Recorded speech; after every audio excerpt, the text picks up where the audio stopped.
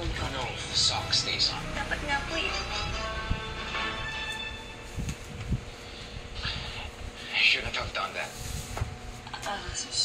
Sorry, boss. Concern lang po ako sa inyo. Well, don't be, because I'll be fine. I just wanna go home. Sige po, tatawagan ko na lang po si Kuya Baldo para may umalalay po sa inyo. If there's no need, just tell him I'll meet him outside. Eh, paano po kayo mga kalakad niyan? Well, obviously I can't, but you can.